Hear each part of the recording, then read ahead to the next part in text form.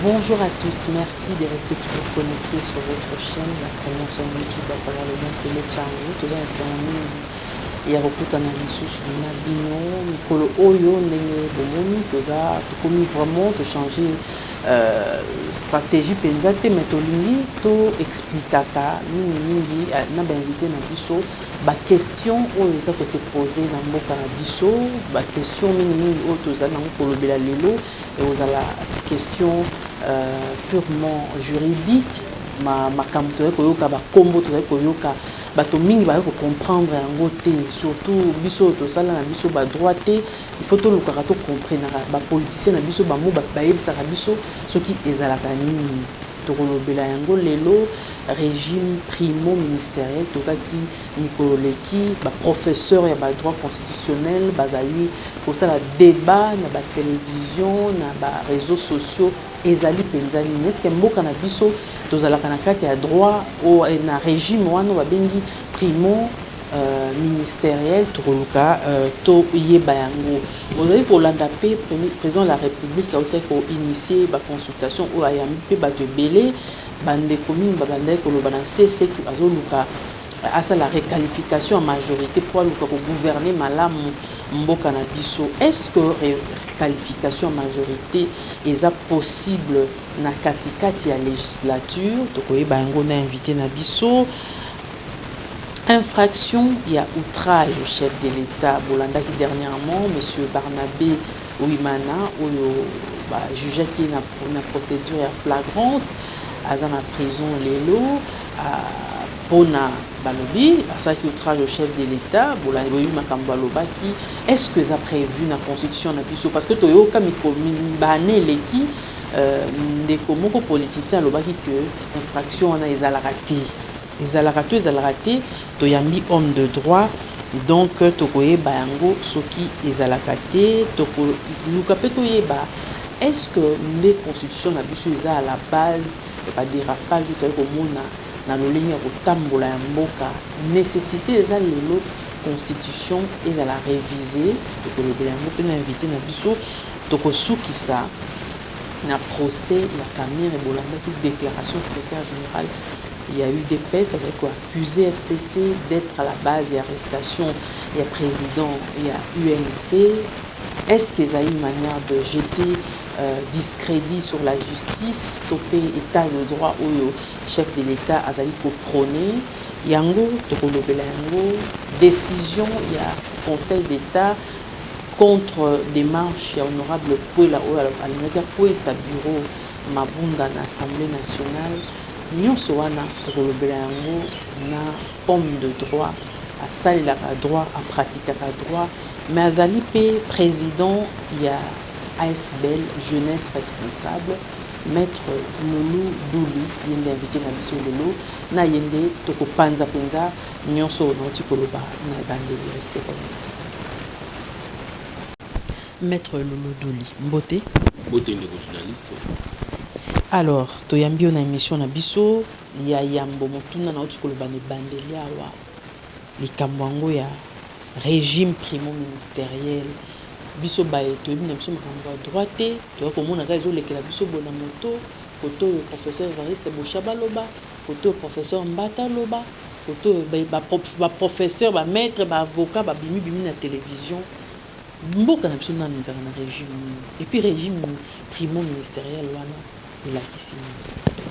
Vraiment merci mina opportunité aussi de l'eau la tika la académique parce que tant que un professeur biso ngana za professeur te na enseignant nous allons assistant il y a un professeur wana et tous allons ba chercheur et puis tout ça ba professionnel aussi à droit on a carte à terrain tout ça donc tu vas bien ba livre ni tinga na za na livre non comme par rapport à ba régime donc comme bien que nous allons tout bien en option éco social c'est-à-dire naza charge nazali expert na makambo ba faire mais question na biso ezali ku livre ou pesa mina mutu nyonso atanga comprendre soza na kati ya droit ou na facilité ou na principe parce que le principe a droit échanger zaka moko le droit reste un sauf que mutu côté na option là voilà d'abord régime autonomie régime primo ministériel primo d'abord les années photo parce que quand vous voyez un nom composé il faut toujours faire ça explication à ba mot d'une manière détachée. Après, vous permettre de composer à vous comprendre dans le sens il y a concept oyo primo d'abord primo d'abord primo secondo primo d'abord quand on dit régime primo ministériel c'est le régime oyo ministre dans le cadre exécutif azana gros de responsabilité et puis azana une certaine concentration à pouvoir. Or ce qui totali d'abord na réalité ya koba ke ministre ndi azana primauté ya pouvoir na cadre ya système là tout allait se classer déjà dans le cadre d'un régime parlementaire. On comprend mieux que je explication. On doit se classer déjà dans le régime parlementaire.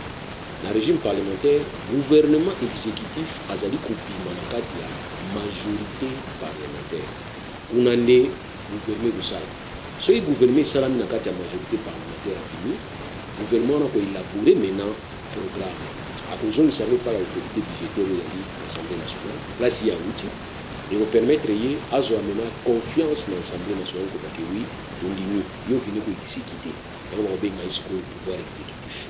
Donc le programme où il y a élaboré, à quelque soumettre pas l'autorité budgétaire et puis l'autorité de contrôle, et que Andini Yango a PCI autobengaka une soit, c'est-à-dire la PCI autorisation à qui nous exécuter en haut.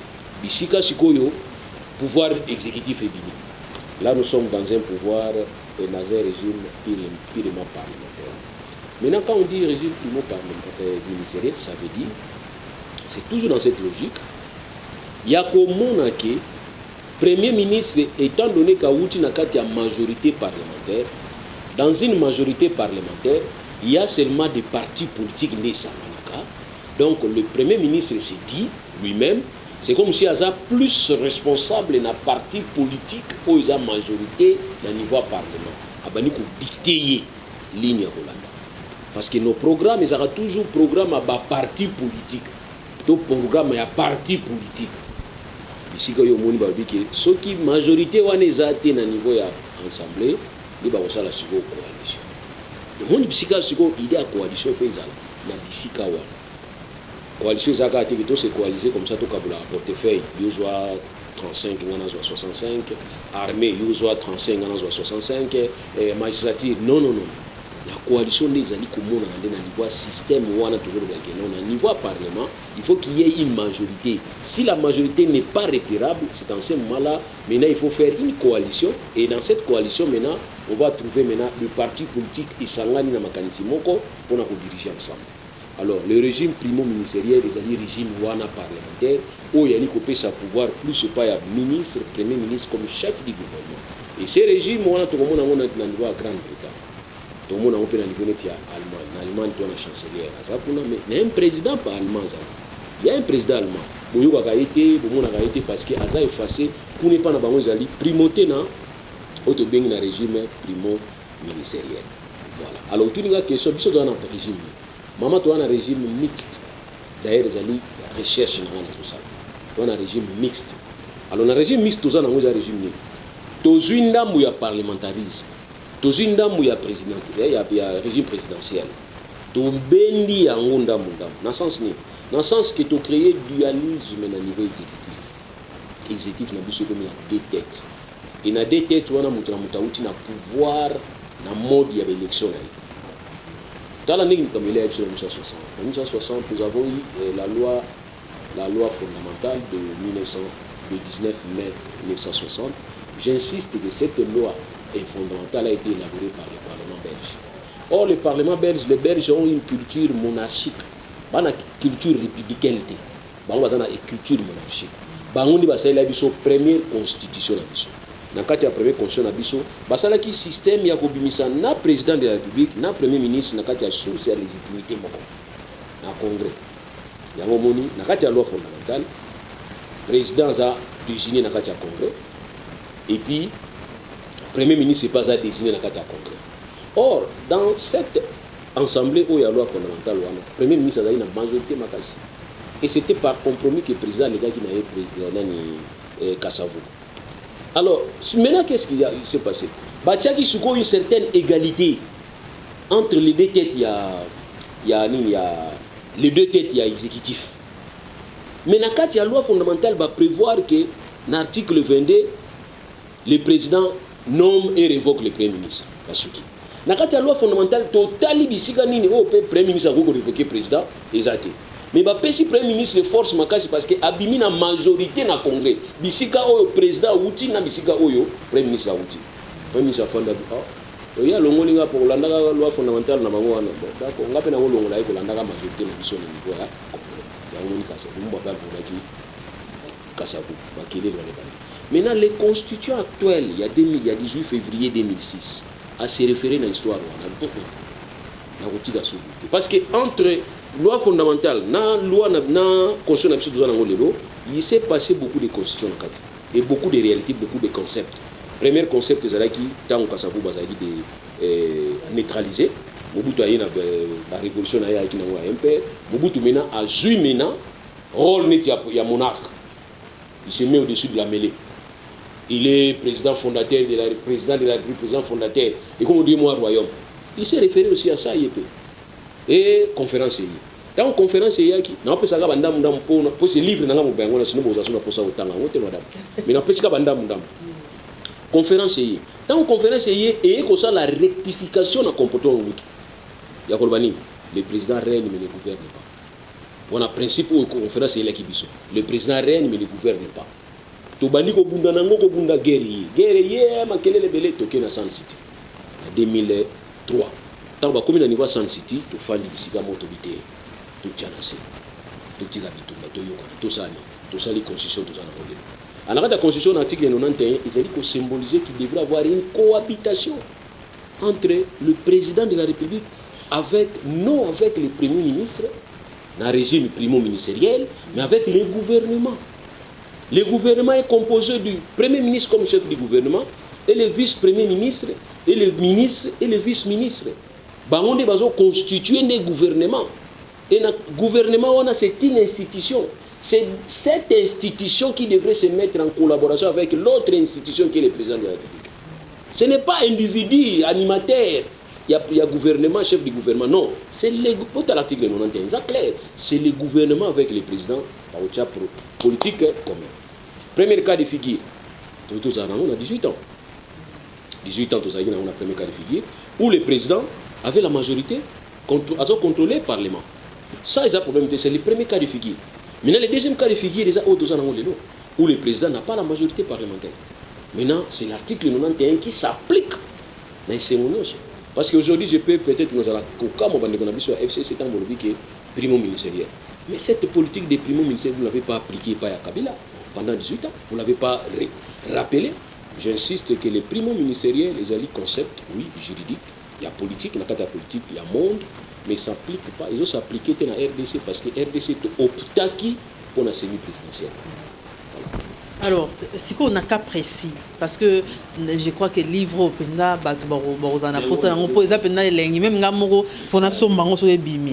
alors, na cas précis où Abissonné président Azaboy, na premier ministre. Qu'est-ce qui se passe justement? Président Moutaza au-dessus, il y a premier ministre, président Akoki qui a révoqué le premier ministre, soit Salim Mabé, premier ministre qui a boudé na président. Par rapport à la question de madame, le constituant a prévu des démarches, des approches. Première approche, c'est l'être. Deuxième approche, c'est l'esprit. Dans le cas de l'être, presque tout s'embrouiller, tout s'embrouiller. Ou abîmer à l'obiboyo, abîmer dans la lettre. Mais l'esprit, il faut tout ça la biso sur l'isanga boko. Dans le cas de l'esprit, dans le cas d'exposer les motifs. Nous n'en pas l'obiboyo. Voici les préoccupations majeures. Il faut animer les institutions. Parce que les institutions, nous avons le président de la République, pas la présidence, mais le président de la République. Nous avons le gouvernement, nous avons le Parlement et nous avons les cours et tribunaux. Nous avons 4 institutions. Dans le cas de 4 institutions, il pouvoir. Nous avons le pouvoir législatif, le pouvoir exécutif et le pouvoir judiciaire. Il faut qu'il harmonise pour la gestion harmonieuse de l'institution. Il faut qu'on évite les conflits. Il faut qu'il y ait instauré l'état de droit. Il faut promouvoir l'alternance démocratique. Il faut lutter contre l'impunité. Donc ça dit, voilà, il faut une bonne gouvernance. Otobengi préoccupation majeure. Donc yonanga atako tout ça ba institution, to moni to ana ba lettre, ozopesa yo makasi, ozopesa nga makasi. Mais il faut tous en amoutou na biso que nous avons aussi des préoccupations. Vous allez loger na kati exposer des motifs. On a tout autant la honte quoi. Donc ceux qui yonanga tout ça ba homme d'état, tous en va confliter. Tout temps samboka na intérêt mboka.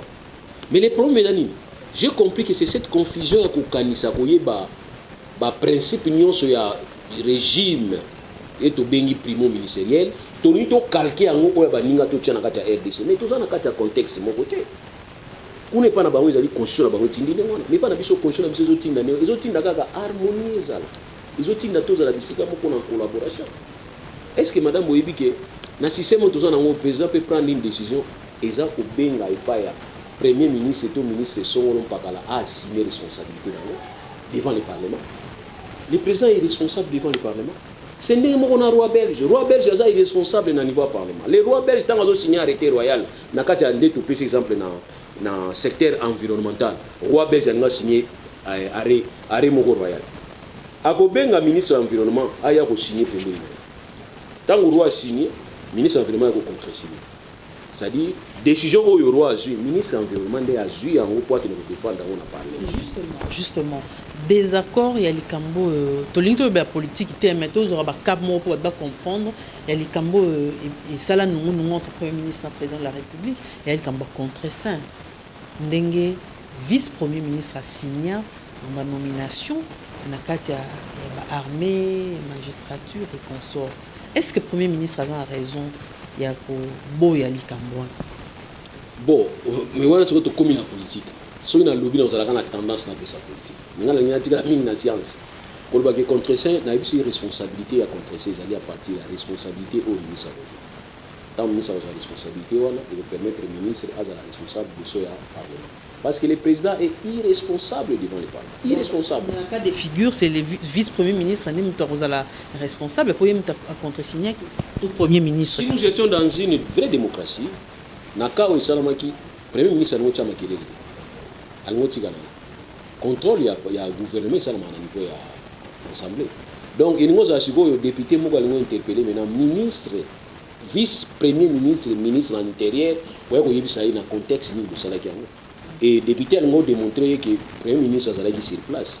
Le premier ministre est à Katanga. Katanga a toujours travaillé dans la téléconférence. Donc, ceux qui présentent la téléconférence dans 10 Abeba, ils ont pris une décision dans le cadre de OIA. À combler plus forte raison que le ministre Azakaka Awakaka na Lubumbashi na Katia Congo, beaucoup de ministres sont absents. Madame, vous comprenez? Alors, bango va député de la FCC pour mais mango na côté état di ba démarche parlementaire. Pour permettre à ce que va contraindre maintenant vice-premier ministre, il y a intérieur ko yibisa ki acte yo zwaki ou soit au rapportable ou bien la signature ou soit carrément tu vas démissionner. Ils n'ont pas fait. Alors, comme la politique na biso bazala faut tout na ki ngakati lubini. Baozi la kingakati à répondre donc si c'est comme ngata lobité le sang on peut estirer nango madame alors to fond la moto wana te to tika na biso parce que ce n'était que les députés qui jouent un rôle de contrôle. Il y a ba acte, il y a gouvernement bango ni bazana problème à vérifier bakobengisa ministre intérieur ko yibisa yi monsieur comment nini akoba ono intérim to la sai que ça intérim té ça dit on est ce rôle à contrôle. Alors, ils ont un rôle qui est politique. C'est comme si ils ont dit, les Gambo font ça au niveau du Parlement, tout le monde a Parlement, tout ça on a balabal. Les Gambo font ça dans balabal, il y a toujours mis ça dans balabal, tout qui n'a pas Parlement. C'est ça les problèmes qu'on a député Nabiso. Madame, pour les il y a responsabilité étatique. Si j'étais député, je l'ai dit, si j'étais député, même il y a FCC, qu'est-ce que j'allais faire? N'a bien ici. Et surtout que tu as la majorité. N'a bien ici, moi, n'a pas besoin de yo. Dans quelles circonstances aussi qui contre ça? À partir du moment où le premier ministre a Zoboya, tu as bien ici le premier ministre. Ndenge biso de retour na premier ministre, quand ministre mon neti azana quantité. Ta stratégie ça, madame, il est au problème bon na biso pour la stratégie. Stratégie des athées. Ngai so ngana obengisa premier ministre ya, interpeller yaka. Comment signer document wana to ko makili bizali. Question orale avec débat. Mais c'est le premier ministre qui a dit ngai yanga nité. Batina ngusuma mikate na Lubumbashi, batiko sama kama na bango sima. Ah na sala kiango. Oh ministre intérieur. OK. Yo zonga to na besoin ministre intérieur. Ministre intérieur to yamba ki premier ministre awa. alobi ke makambo na yebi yango te ndenge nini ozosigner yango où serait la solidarité à gouvernement parce que gouvernement eza na komi ya unité solidarité donc, et responsabilité justement député au bakendo saisir cour constitutionnelle donc betaki mabe bakendo saisir cour constitutionnelle il faut banana mon plénier parce que c'est vous qui avez le rôle pour le pouvoir de contrôler le gouvernement boy ça ni na pendant tout ça bino ne faut pas bien ça ya ka to solo to ma solo na yo. Alors, Maître Loulou Douli, bande mingi balobaka constitution na biso makambo belé explicitate ezala makambo susu bakataka na mukuse ezaki taillé sur mesure parce que ba belligérant de mbasala ki yango na mutalonga ki a tiré par naie otoloba ezaki na San City de basali yango. Est-ce que nécessité à révision à constitution à biso ezali? Madame, c'est une œuvre humaine, hein? Et œuvre humaine ça toujours na ba imperfection. Et surtout que contrat union sur principal accessoire les alliés au Tobengi venant. Et nous avons eu une fameuse révision en 2011 qui n'était pas opportune parce que ce hôtel n'a pas exposé les motifs. Il y a loi où portant révision 0011/02 si je m'abuse, il y a janvier 2011 où ils ont dit qu'il y a révision dans quelques articles de la Constitution. Madame, parlons un peu de ces articles où ils ont révisé. Article 71. Va ramener 2 tours dans un tour. Est-ce que ça cause instabilité? Nous disons non. Parce qu'il n'a qu'à exposer les motifs où il y a loi où ils allaient réviser certains articles de la loi. Balobi compte tenu à contrainte, compte tenu à fait monsieur qui prévité et pas constituant originaire, c'est-à-dire où ça qui constitution en 2006. Et compte tenu aussi il y a certains plutôt dysfonctionnements où il y a qui entre les institutions, surtout au niveau national, au niveau provincial. Il est appelé que nous, les législateurs dérivés, c'est-à-dire les parlementaires, pour revoir quelques articles. Ils ont pris l'article 71. Pour réviser l'article 71, qu'est-ce qu'ils ont fait? Balongo lit 2 tours, il y a élection à président de la République, la commission 1 tour. Or, l'article 20, il y a condition de la mission de que c'est parmi le monde de suffrage qui a changé. Donc, comme même qu'on proposait que la loi moko boye, le chouchou, le parlement ne bimisa la président de Tozagi na tango kala 1960. Donc ça ici, il faut perturber. Souci à législateur, il y a constituant. Constituant dit que non, il faut tous abisso nous sur la carte, tous les décisions, tous les décisions de constitution abisso. Et il y a abisso déjà. Si il y a rectifié, tu rectifié, bah point O il y a 5 va rectifier, bah point moussou soit beau il va rectifier pour toucher en côté. Mais nous sommes allés toucher point O constitution avec ça abisso, tout toucher. Le constituant nous a donné un mode. Il y a gestion en boca, autre bien décentralisation. Donc, la décentralisation, c'est quoi? La décentralisation, c'est juste un pont, oui, comme même peut-être dans le fédéralisme. Madame devrait être fédérée, et permettre de tout se développer. Les États-Unis, la fédération, il y a des États, il y a des gouvernements. Déjà lancé avec des membres. La décentralisation. Non, vous parlez de démembrement. Moi, je ne parle pas de démembrement. Moi, je parle de la fédération, tous à la fédérer. Vous comprenez? Il y a qu'à qui mais tous à la fédération pour nini. Velléité moi c'est to kabwana. Na tina ka to banga ko fanda bisika moko to boyi to kena côté tendance unitariste. Mais avec possibilité à décentralisation pour nous permettre à ce que va se préparer déjà pour na lobby to cause la paix mutna ko na yeme tout ça Congo ini. Ça aussi c'est une possibilité. Mais tant que na décentralisation, ta la ba faille. Première faille zani. Na niveau ba province to kanisi que tant aujourd'hui décentralisation, ça veut dire que mu Congo gaza la gouverner na Congo central. Congo à la ministre provinciale à niveau Congo central. Député, il faut que Congo. Député provincial, il faut que Congo. Directeur provincial, il faut que Congo. Donc, tu bimi dans la logique, il y a décentralisation. Tu bimi. Alors, c'est que tu as 30 minutes, il y a fédéralisme. Décentralisation et boy originaire, originaire ou pas. La décentralisation, ce n'est que le pouvoir là, tu immunité en autre pays, pas d'entité à province, pour s'organiser, même le pouvoir central est s'organiser avec des institutions, exécutif provincial, assemblée provinciale. Et ben on la loi l'État Mickey. Ils ont déjà préparé, ils ont un réchauffement. Tant que dans le fédéralisme et tout ça, ils ont facilité non, ça va déjà. Mais ok, n'est pas bien. Alors pour quoi ça, volonté. Il y a constituant originaire. Qu'est-ce qui s'est passé? Article va réviser qui en 2011. Le but est président de la République dissout le Parlement, Assemblée provinciale. Donc le président de la République, le gouvernement central, a s'impliqué pour dissoudre l'Assemblée provinciale. Or, il y a une logique de décentralisation pour autonomie. Et cette autonomie financière, économique, aussi politique et administrative. Mais tout, coincé. Aujourd'hui, toutes les assemblées provinciales, elles allaient soumises à la dissolution de la volonté du chef de l'État. Il suffit que le chef de l'État est là, ministre, oui, premier ministre, pour nous dissoudre. Président de l'Assemblée, président du Sénat, pour nous avoir une consultation. Et puis, la loi n'est pas bien, et puis, c'est ce et le but est ceux qui avaient des facultatifs ou bien avaient des obligatoires. Quand le chef d'État consulte le premier ministre pour dissoudre une assemblée provinciale, la vie là qui revient, c'est facultatif ou bien obligatoire. Dans le but. Donc ça, tout ça, ça nous met un problème. Et puis, en tout cas, on a taillé sur mesure. Mais il faut tout le monde tailler. Pas tailler les députés tout voter pendant 18 ans. Ils ont commencé à confectionner les lois pour bon ça la loi jusqu'à ce que Balobi bon écoutez, topé sa pouvoir et pas chef de l'État, il y a kala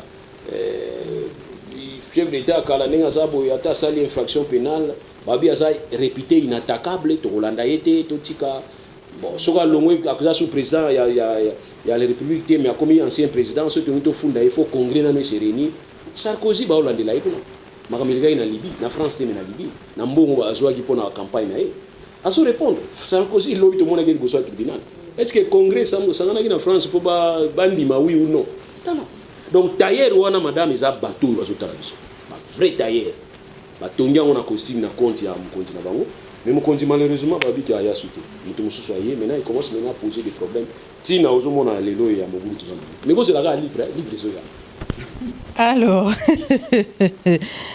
maître Lolo to kotina makambo ya infraction ya babengaka outrage au chef de l'État yoza praticien infraction ezalaka to ezalaka ti po toyoka mikolo eleki na kotanga kombo pona monaki nini article yango mona mboka Vital Kamerhe alobaka tango wana je crois na 2000 ceux qui combien wana tango balinga bakangaka mona mboka Jean Bertrand Luanga bien infraction en ezalaka te na constitution na biso. Madame, merci, mais nous sommes praticiens, nous sommes des praticiens. C'est-à-dire, biso, toi, tu vas nous qui n'a droit. Nous qui t'es dans l'équipe, tout le monde a droit. Tout l'exara a tant on a biso na droit. Cop n'a pas droit. Et recherche n'a autant où on a joué bâti nation n'a tant. N'a pas yéba sur les assos mais celui qui a besoin poser dans la société n'a pas n'a pas la recherche n'a pas besoin de oui. Ceux qui veulent pas jouer infraction nous sur bâti on a condition na biso madame il faut tout même la condition on a même la brouette. Pour ils ont tellement kilo ils ont pas si pour na yo mais mango na maboko. Mais ceux qui ont codifié le code pénal. Codification, c'est-à-dire, ils ont infraction, la loi ou pékisi, on a un livre, on a un code. Codifié, infraction contre le patrimoine, infraction contre une personne, infraction contre. Voilà, ils ont classifié. Mais entre-temps, le code n'a pas déjà. On a soukaté, et soukaki, ça a l'impression code. Sur l'infraction, monsieur Monani. Donc nous avons qualité de passeport, tout ça papier monsieur non. Donc ça on a une loi spécifique. Par contre, loi où il y a outrage, et ça loi est bannie pendant 1960. Érigée en infraction, tout propos, toute parole, dans quel support, quelques supports soit-il, ils ont la télévision, la radio, la papier, la presse écrite, même les lois de la cybercriminalité, va prévoir Facebook mais non, ils ont déjà support. Donc c'est la loi mon côté ya spécifique na cybercriminalité pour yeba kolobake soki muta fini mutu na Facebook et ça infraction parce que batangi Facebook té non ça c'est limité un peu et puis qu'on peut ça va déléguer chance ba se défendre autrement mamanga na liki na Facebook na fingi bala ndanga té parce que code na biso prévoir que Facebook pesa milliers par lesquels oyo muta oza la insulter mais c'est le public qui est visé. C'est le public. Si on a finga yo na kati ya box na yo, ça peut-être ba kolakisa comme injure, insulte. Ba ke na ba landinga pe na preuve wana na pièce wana. On va parler peut-être cybercriminalité. Mais aux gens public tout le monde azotanga ke ba finga ki mutu. Donc madame place wana to ke ni na libanda ba santé. Outrage à chef de l'État na ba support nyonso. Il suffit qu'ils ala matérialiser et que public azala et que trouble à ordre public tout et landama ba propos na yo. Depuis 1963 érigé qui a une infraction. Mais une infraction, il faudrait qu'il y ait une partie civile. La partie civile, c'est la victime. Or, il y a civil infraction. Or, celui qui est visé ici, c'est le chef de l'État. le chef de l'État. Donc il y a une qualité. Vous êtes chef de l'État. Pas plus qualité au prêter seulement comme chef de l'État. Au regard de l'article 8, que 5 ans, vous êtes chef de l'État, et puis vous avez la continuité à la République, chef de l'État. Vous protéger. Parce que d'abord, c'est une institution.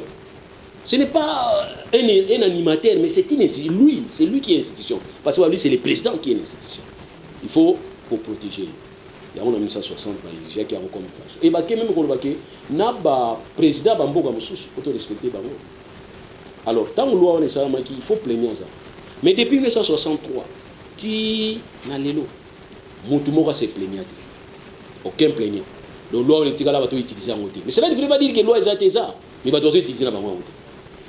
Le ministère public a saisir pour il était question avant l'élection, il y a 2011, avant l'élection, rentrée judiciaire de Salamaki, dans laquelle le procureur général de la République, tant qu'on est dans la Cour suprême, Floribert Kabangi Nungi, a tenu une mercuriale. Mercuriale, c'est un discours où il y a chef de l'institution qui a la rentrée judiciaire. Discours où il y a la locaux la loi. Ils ont une circulaire. Ils ont rappelé la disposition à la loi, ils ont compris, mais il y a en tant que chef de juridiction à l'Obéliango. Et comme on rappelle, on dirait référence à la loi. Donc cette mercuriale existe dans laquelle le procureur général près la Cour de cassation de l'eau. Alors il n'est plus question que le magistrat base la plainte à chef de l'État au Yakate. Il faut pas se saisir d'office, na place ba moni ba propos que yali outre gens, ba pour injurier contre chef de l'État. Ba se saisir au regard de la loi wana, ça ba loi 300 do mani wana yali numéro 300, loi numéro 300 do mani wana, il y a 1963. Ba se référer dans loi wana pour ba sanctionner. Voilà pourquoi on va sanctionner de l'État.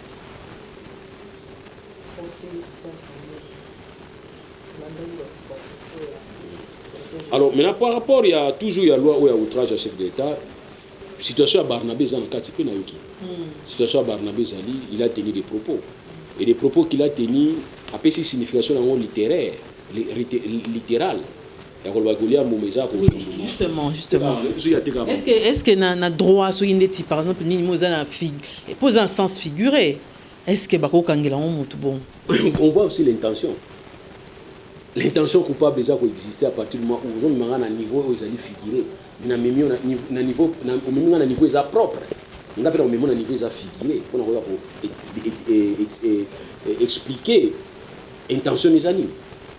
Ici, nous devons éviter l'apologie de la violence. Il faut éviter l'apologie de la menace dans le sens de on ne va pas commencer à se mettre à menacer les gens. Madame, si on a dit que mère, si on a camion en barré, au fond d'angate. Au fond d'angate. Voilà. Au fond d'angate. Pour éviter dans le barré. Voilà. C'est une compréhension. C'est un langage. Et ce langage, c'est facilement décoder facilement. Maire ko bima libanda te na je place oteka mbu mezo beta mbu manembu mabambila moente. Mero bakana ki nini o bambu manizo ko yaka ya ba mingenge ou ya ba nini. Non. Donc madame ezaba bilo juge wana pe aba kinoa. Ba juge wana. Olobi que non sera démissionner en tout cas Rolia Mbuma. Juge à comprendre.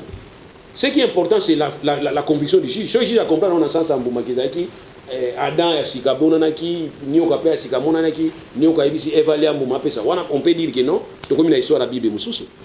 Oui, donc ça dit, le juge pas comprendre. Tant que le juge a comprendre, le juge a sanctionné la conviction.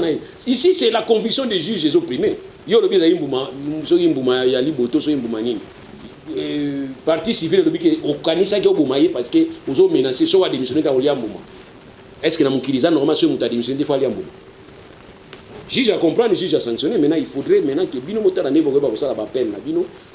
Attention, il faut qu'on appelle comme maman et qu'on bagne sa peine. Ça aussi, je voudrais parler de ça. Je voudrais parler de ça aussi. Nous devons rester peut-être aussi juste milieu pour permettre à ce que tout sa signification, il y a droit à défense. Droit à défense, nous avons un certain moment assuré. Nous avons vu le procès de Vital Kamel. Il y avait un acte. Donc, c'est-à-dire, au successeur peut-être le tribunal, au saisir le tribunal le plus élevé, cour la plus élevée, pour aussi un soupçon légitime moko, pour aussi un soupçon légitime moko, Mais non, attends. Le tribunal AC, tribunal AC, tant aux juges ont acte déposé qui au Sénat ils ont soupçon légitime qui ont accusé les réceptions à Pamba. Les juges doivent s'asseoir, parce que jusqu'à ce qu'ils soient vidés. Pour le tribunal, la cour à l'école comprendre qu'est-ce qui s'est passé pour soupçonner et pas naïe saisir. Mais vous avez vu comment est-ce que le tribunal est passé outre. Ça, c'est pas bien parce que vous avez ça un mauvais exemple et pas le tribunal assez. Pas en se référant à la procès. Donc, tout possible, les juridictions créent des lois et des jurisprudences. Donc, tout ça, la erreur était dans le point. On a dit que nous avons précis. Par rapport à l'écamon, il y a un cas de fragrance. Je viens de vous dire tout à l'heure aussi que quand une situation est seulement bandaka la net émission dans le Sao, vous atteint travailler en haut, vous travaillez, vous voyez qu'on a site Nabino, et site Nabino pas à publier. Mais ce que je suis un mois, et que l'élo n'est pas fini du chef de l'État, et que vous avez mange un mois après. Fragrance, c'est ça? Non, il y a fragrance. Parce que le public les a saisi un mois après. Bien qu'il y ait 10 ans passés, mais il y a un mois et public. Ça dit ce qui est important. Constituant un législateur, un public qui est informé. Et puis trouble l'ordre public. Ah, tu peux finir chef de l'État. Oh, tu peux dénigrer chef de l'État. N'a bien après une année, n'a bien après un mois. Ça aussi, il y a un problème à la fragrance. On va bien ta voisin. Et aussi, il y a aussi une jurisprudence, madame. Bon, évitez bateau zolo ma belle les bateaux bagera qui sont lobby na 18 ans passé ou bien bateau sika. Ce bateau sika na ko comprendre bateau sika, nous savons que boyebi kongote. Mais bateau bagera ba yebi. Mo ki bakanga ki na jurisprudence. Na kanga ki na nani na balisa ki na nani na fragrance, procès fragrance. Abeti type babeta ki wana ngata plateau abundaki na plateau. Alors, aboksa ki une semaine après bakangi moke. Balisa na procédure à fragrance. Wana bateau bagera idée. Le vieux a été condamné. Il a été condamné. Et tu es Congo. Parce que quand c'est moi qui fais ça aux autres, non, normal, je justifie. Mais quand c'est les autres qui le font, peut-être on va commencer maintenant à trouver le principe à droit. Non. Maman, nous avons très éclairé. Nous avons dit que nous avons une résidence surveillée, le tribunal et lobby. Lobby résidence surveillée, dans la prison. Tobi Babi libéré, il y a une résidence surveillée. Le ministère public a dit que résidence ni asiki comme tout le monde peut mususu afana na résidence surveillée na hôtel moko invest yao barabi résidence surveillée babi non ala na hôtel kuna biso bi mais hôtel adresse wana yo bokangila ki adresse na ta identité na yabi. Donc il y a des choses et ça par rapport à la position là. Et puis mon frère Barnabé, c'était pas important alors la langage de chose être opposant c'est là il ne faut pas dire qu'il faut être impoli, non. Être opposant c'est être respectueux du texte. Et puis à Koulgakota, la texte, ils allaient violer, puis on a calmement, vous violer. C'est ça être opposant. Il est intelligent. Mais à propos de quand tu dis ça, il faut être conséquent. Moi-même, j'étais peut-être victime aussi à propos. Je vous dis ça. Et quand il va me voir, il saura. Qu'est-ce que j'ai dit? Je me suis retrouvé avec lui dans une chaîne. Lui sortait, moi j'entrais. J'ai dit, mon frère, qu'est-ce que tu dis? Quand tu dis ça, il faut savoir qu'il te va provoquer les gens. Au ça, là-bas, soulèvement, on va se faire.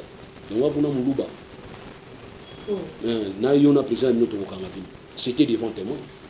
Et quand on a dit jeudi, c'était jeudi. Jeudi, samedi, bakangié. Je me reprochais, est-ce que vous avez ma bête bateau? Lundi, j'ai dit que non, vous étiez là témoin.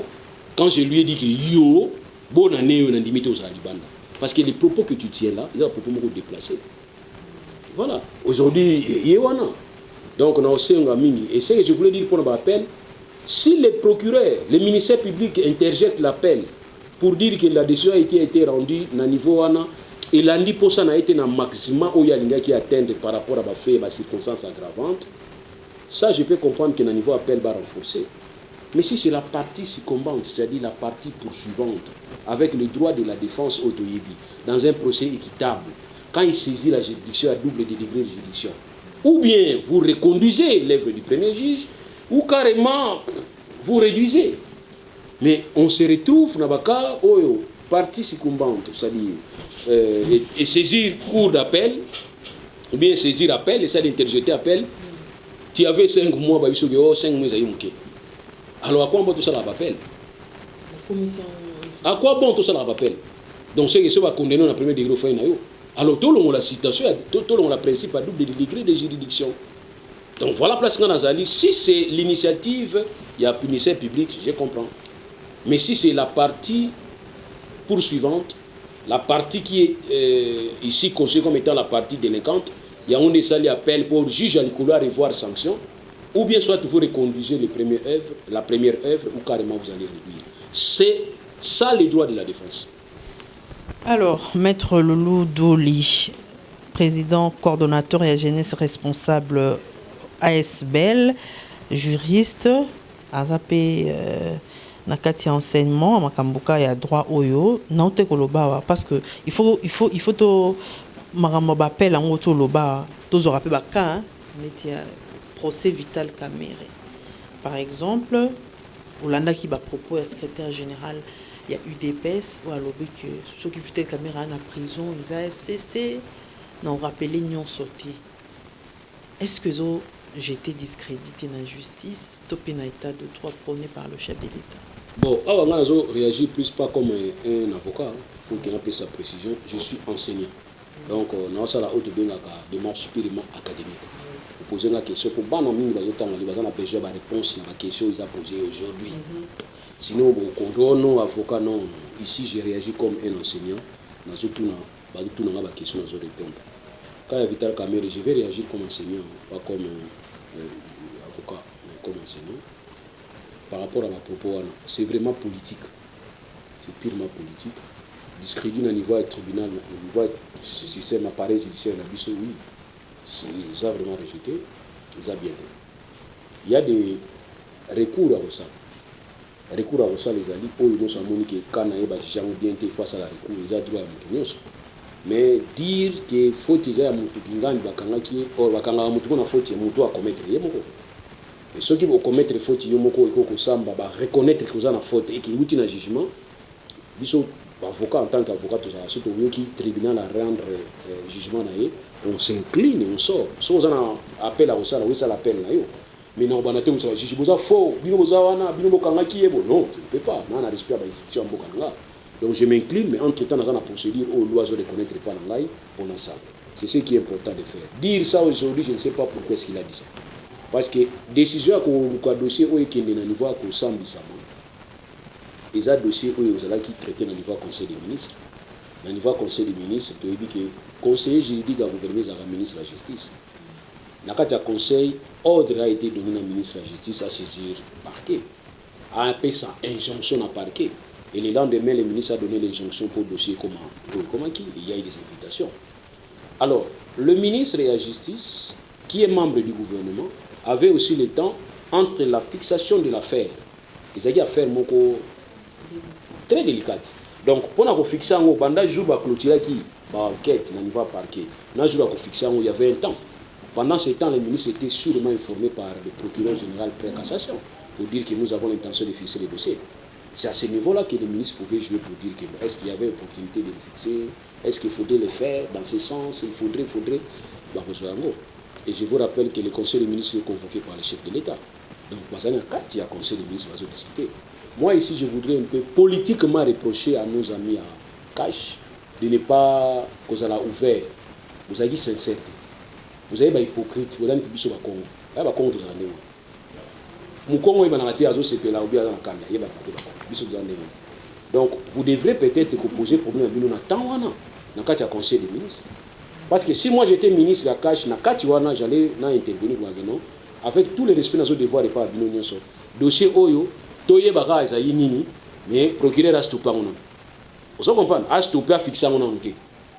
Ok? Et puis, à relaxer dans nos bateaux, tout continuer l'enquête. Parce que si l'enquête, il faut continuer. Madame, oui, bien. Parce que justement, on dit que tout ça pressé pour Nini. Congo est lié bouki, eloni lelo et bouki lelo et lié lelo. Pour nani vous en êtes? Madame Banquette, nous souvenons la marque du trou. Na Belgique, tout notre Belgique. Enquête où mais là, marque du trou. Enquête où mais là. Na PC exemple pe dossier ne diave na biso Papa Wemba. Paix à son âme. Et enquête moko makambo yo bakangela ki na poto wana. Et zwa ki temps ebelé. Et tant bakanga ki vie ba ko pesa vie ba audio. Parce que ba kota IPDGRS donc oh service avant renseignement. Et kota ina masolo wango. Ba mise fi na ba vidéo na ba audio via fandi via anime en tout cas ça so. Pour enquête qui malembe Congo lingaka impressionnisme spectaculaire. Oh bakangi nini ba ça bakangi état de droit bino état de droit monde ngwana te bozoki na malembe bozozo watu mususu bozozo mususu malembe tibo kozala tsiko na certitude que voilà dossier yango ti tozo soutenir dossier ata avocat mundele aye monte babanga avocat mundele ata avocat mundele aye a comprendre que nion c'est ça propre avocat mundele azo ya ya te viser ça te tout ça bozo banga nde soni ya bozo ba o tout ça laki mais pas bokene malembe pour ngati lelo mbele enquête wana dossier ya vital mais continuer na ngokaka bo relaxer na bino batu de botelo passeport sortir ko bimana mboka ezate fana na kati ya mboka jour tozana besoin to kobenga yo entre ta bokene malembe ti boko zo siko to benga ngo face nyonso bobimisi face nyonso pe lelo bo si soko bilo monsieur na lobito monsieur za na Angola monsieur za pisika nini et voilà nous avons dépensé pour rien qu'est-ce que nous avons gagné ngai na lobaka au détourner mbongo tokuti mbongo na compte na o tosani tozwi yango tokuti mapangu na o tosani tozwi yango tokuti oyo tikaki na poto tosani tozwi yango totali du moins oyibaki 57 millions tosito récupérer là 50 millions 7 millions tokuluka ngo malembe mais entre temps tozo 50 millions na biso mais oyo pose ezalaki kaka tokanga tolakisa bato mboka ebongi. Aujourd'hui je suis désolé quand l'autre dit que faut déjà FCC non biso regretter ita bakangaki Vital Kamerhe nous avons regretté. Mais votre ça va fait. Et il nous disait que c'est ça l'état de droit. C'est eux qui nous disaient ça. Tu dis que bon était non. Oh c'est l'état de droit. Bazobina tokangi. Et les lobos il faut t'en bisoter. Faut t'en peut-être faut t'en Zambie alors. Alors siko ndeti ka ozamu la kiswana kopesa liberté provisoire wana. Pourquoi ça na pokoso poazwango? Fuite na eza craindre. Ou bien il dépendra de l'appréciation à tribunal. Est-ce qu'il va saisir tout bon? Bon, l'invité, ceux qui ont un niveau de la liberté provisoire, pour liberté provisoire, avant qu'il les fait, les a fixé. Affaire déjà fixé déjà le niveau du tribunal. Le tribunal est à rendre déjà, parce que le niveau d'appel. Sur la liberté. Avant peut-être dans niveau parquet pour obtenir liberté provisoire, va libérer et puis finalement le dossier continue, va fixer avec prévenu sans prévenir. Le tribunal essaie de prendre position. On peut passer à salir appel. On a un degré d'appel.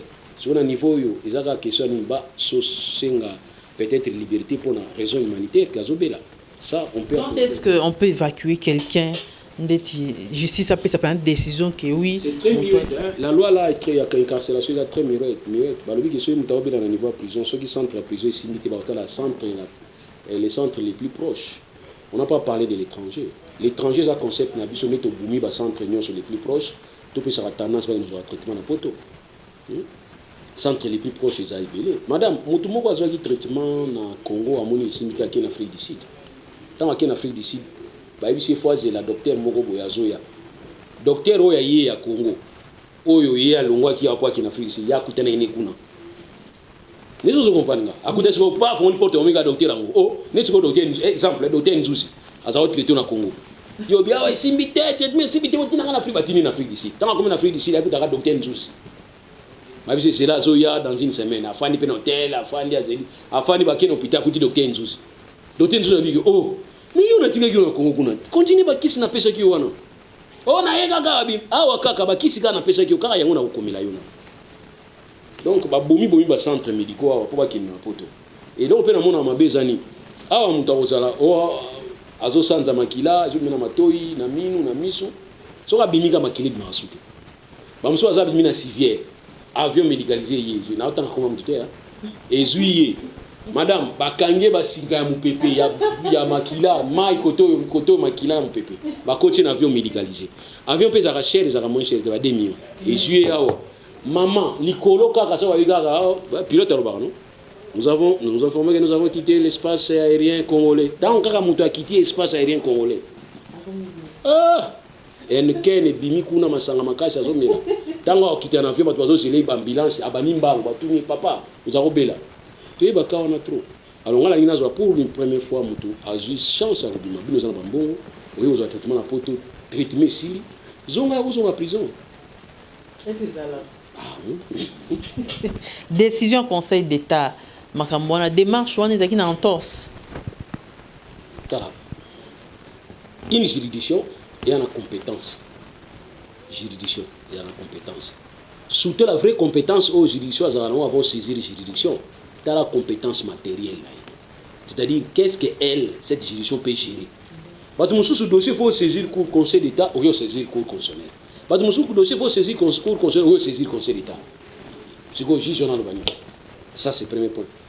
Conseil d'État. Mais il faut avoir une décision attaquée. On a saisi le Conseil d'État pour une décision. Le Conseil d'État, c'est siégé car on a une décision administrative au niveau pouvoir central. On a une décision. Vous comprenez? Le premier, c'est que battu numéro wapi décision to oyo yo zo attaquer yo porter préjudice et pas na yo ya ngonde okina on a cour Conseil d'État. Parce que ce qui décision ça a été saisi Conseil d'État ba c'est saisi ça na bango mais ba tala ça tel avec aucune décision attaquée ba ça. C'est ça le problème. Aussi j'ai appris par rapport à conflit à la fédération des entreprises. Tout en la loi on a bien le Conseil d'État. Je comprends, c'est la première fois que tu en réalité il y a 3 cours. Quand il y a une cour constitutionnelle, il y a une cour constitutionnelle, cour suprême plutôt. Il y a une section qui a dossier. Après, il y a une section administrative, contentieux, après, ok. Mais les commis koto ya yango, même ils sont toujours souffrir.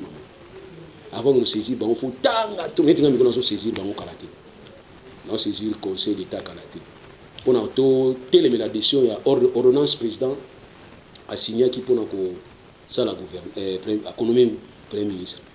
On télé mais non saisir le Conseil d'État. Pour un acte réglementaire et ordonnance c'est acte administratif. On télé pour informateur tu pour informateur ça été mais informateur pas politicien là été. Pour la moni FCC na cash na kati.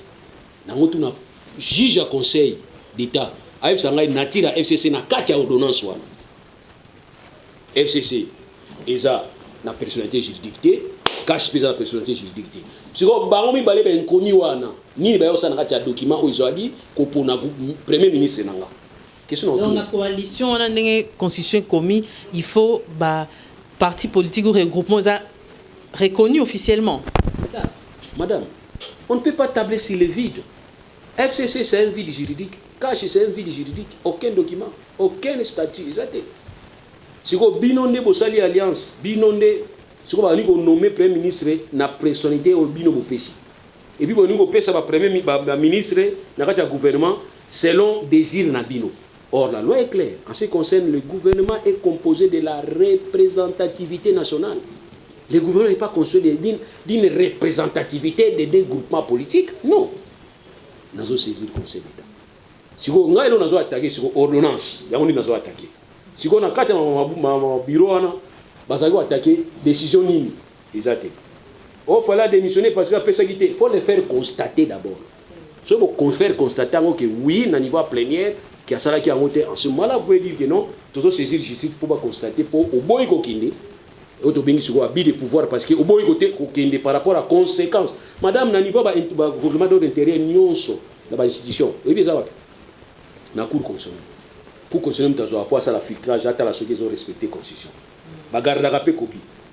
Donc ça va dire oui, règlement d'intérieur tondimi yango. C'est que bandimi on ensemble na ngobi. Si ko soki yo violé règlement d'intérieur wana et que ba constater ngo que violé yango. Basengi sur démissionner. Ce qui est au salika mutu makasi baké ko saisir maintenant. En ce moment, on saisit cour, quoi ça court que non. Dans la décision toujours là qui est par rapport à violation de constaté qui et on est aïga que au pesa qui au pesa qui na pesa qui au pesa qui na pesa qui pour en fait que ça va que le Conseil d'État est aussi compétent compétent pour examiner même na niveau de la corporation.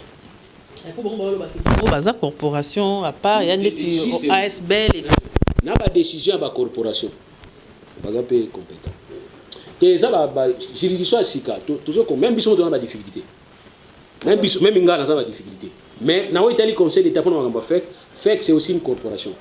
Compétence, il y a cours, le Conseil d'État est à la fois conseil, il y a parlement, et puis conseil à gouvernement, dans le proposition, projet à loi pour le gouvernement, proposition à loi pour les parlementaires, il y a des pour les conseiller, comment est-ce que ça va projet à loi par rapport à respecter constitution, respecter les démarches administratives. Et puis, il y a comme juge à contentieux administratif au niveau nyos. Alors, si on juge à contentieux administratif au niveau nyos, et il y a le dossier où il y a l'administration publique, non citoyen, non particulier.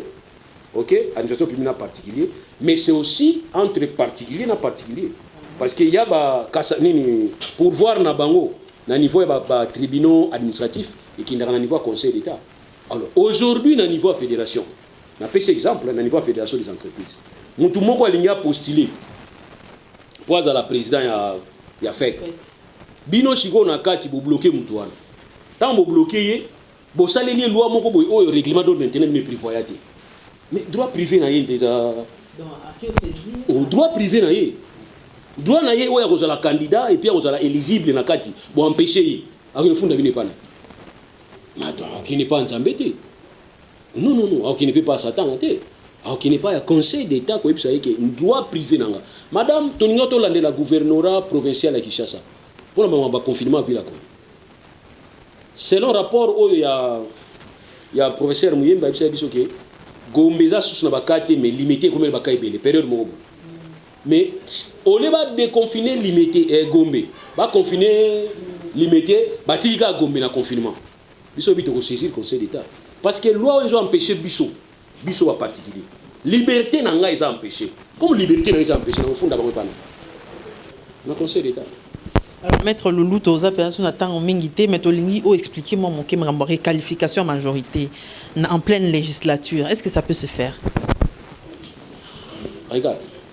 Il y a deux démarches. Il y a deux démarches. Démarche juridique et démarche politique. Le président de Gaulle a une majorité dans le niveau parlement.